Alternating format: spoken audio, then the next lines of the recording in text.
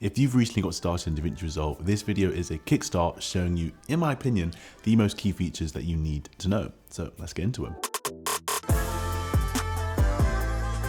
So one of the main selling points of DaVinci Resolve is, of course, the color grading. That's what it's most famous for, and that's what it's kind of most powerful for. If you want to be a great colorist, DaVinci Resolve is a great platform for that.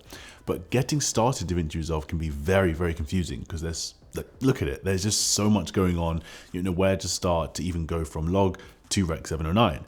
So to start that process, I'm going to show you two of the best ways for you to convert your footage from log footage to Rec 709. So if I just drop two clips onto the timeline, and this is from a campaign that I shot a few weeks ago, the PTS is here. I do highly recommend that video.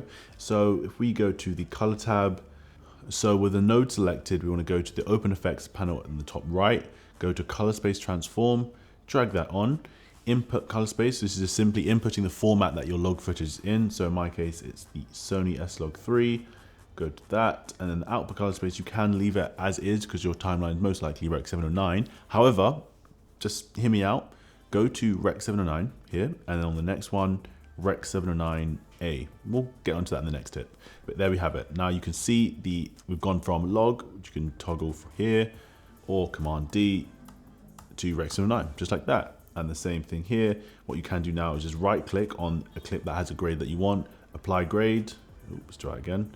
And it will copy it over, just like that. Yes, that is a great way to convert your footage. However, if you are in a rush, you want to convert your files quite quickly, or you don't want to spend too much time color grading, you just want all your clips converted straight away, but you want to go to your project settings, go to color management, color science, it most likely will be DaVinci YRGB, change that to YRGB color managed. Then you want to take that out, close that, right click your clips now, go to insert color space, and now scroll down to find, again, the log format that you filmed in, and then straight away. Now, if I drag that into the timeline, you can see it's already in that log format, and that just saves you so much time. So if you want to rush, maybe you're at an event where you want to turn files over quickly and you don't really want to spend a lot of time color grading, or you just want to have all your clips color graded and you just want to add a little bit of contrast saturation, this is your best bet because you can have everything color graded, put it in the timeline and start editing it in a Rec 709 format. Then just before you export, add a little bit of contrast, a little bit of saturation. Bob's your uncle. If you're coming from Premiere Pro, then you're probably quite familiar with this issue where when you spend all that time color grading, making your footage look really nice, you go to export and then the colors just aren't the same. Everything's just slightly desaturated. The colors just aren't popping the way they were in the grade. It's like, what was the point of spending all that time color grading? Well, let me show you how to fix that in DaVinci Resolve so that doesn't happen to you. As far as I'm aware, I think this is more of an Apple issue rather than DaVinci Resolve as a whole. But if you are on a Mac, then you will need to know this. You want to go to, nope, that's wrong. You want to go up here to Preferences, go to General, and then have this toggled, Use Mac Display Color Profiles for Viewers. The next step is in the color grade. So when you are converting your files over, so just go back to S-Log. You again want to go to Rec 709 for your color space, and for the output gamma, Rec 709A. I don't know what the A stands for. Let's just say it stands for Apple because this issue is kind of on Apple products. And a quick step that I forgot to mention, head over to the project settings, color management, and in the timeline color space, make sure that is Rec 709A. And the final step is on the export, where you want to go down to the settings on the left, hit advanced settings to open up that tab, and then go down to the color space and gamma tag, and the same thing, just make sure it's Rec 709 and Rec 709A.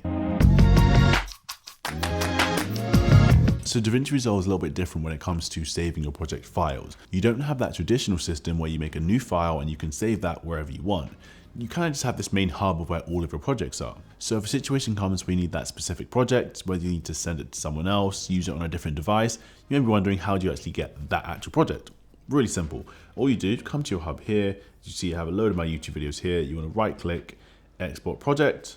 And that's it. Save it where you want to save it, and there you are. And then on the back of that, if you want to import a new file, you just go, as it says, import, find the file you had, and that's it. That is how you share the file from device to the device. So those are the three main features that, in my opinion, you need to know. But there's a few more features that I think I can share with you. I got time. As you probably know, because it may have been one of the reasons that you decided to join DaVinci Resolve, it was one of mine, DaVinci Resolve is very fast, it's very efficient. But there are those times that your device isn't quite powerful enough. Maybe you've got a really heavy color grade, heavy effects, something that's just not letting the clips play smoothly. Well, there's a few different ways that you can actually make your time a lot easier on DaVinci Resolve. The first way is simply go to playback at the top, timeline proxy resolution, and change it to quarter. That there changes the timeline from 4K to 720p. So while you're scrubbing, your laptop's gonna have a lot easier over time because it's not having to load 4K files. The next method is rendering your timeline. So you wanna go to playback, render cache, and I personally have it on user so I can pick the clips that I want to render, because when you render it does generate all these files that takes up more space, but there are those times that you do need to render some clips. So because most of the time I don't have an issue, I do leave it on user.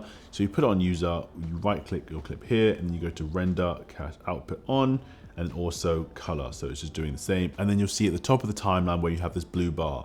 This would indicate that it's fully rendered, because if it's not, it would be red. So let's say I don't know, let's put a random effect on it, zoom blur.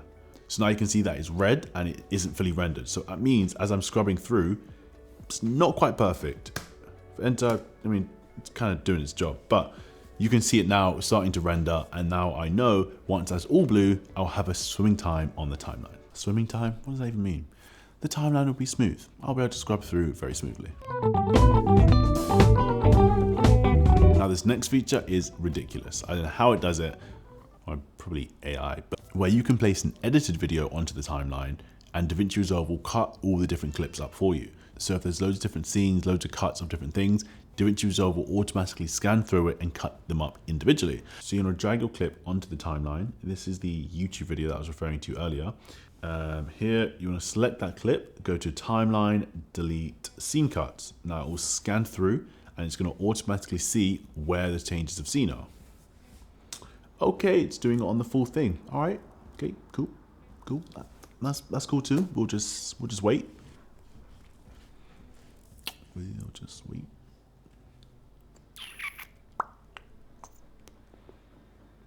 I've come too far now. It's too late for me to press cancel and try a new clip. Like I just have to firm it now. Okay, note to self, never do that again with a 20-minute video. But as you can see, we now have all the different cuts. So if we just go to the end of each thing, you can see that it literally has cut at every change of scene. So if you have a project where you need to splice out some of the clips, or you don't want to go through and chop up every single one, it does it for you. Now the last tip I'm going to cover today is something I use so often on events where there's a load of clips that I've shot that I need to export individually. Now on other platforms this would probably take a while, however on DaVinci Resolve it's built in. Head over to the export page and then instead of clicking on single clip, just change it to individual clips, and now this changes to orange, and now you know every single clip that you have will export individually. Simple as that. So DaVinci Resolve isn't perfect, but it does have so many great features that I'm still learning myself. So if you have any that I haven't covered, make sure you drop them down below. But I do have a few more videos on different features. So if you are new to DaVinci Resolve, make sure you check these out wherever they'll be on the screen. But if you have got a lesson, laugh, or like or moment from this video, I really appreciate you drop a like down below. And if you're nice enough, you could hit the subscribe button. But that being said, I will catch you in the next one. See ya.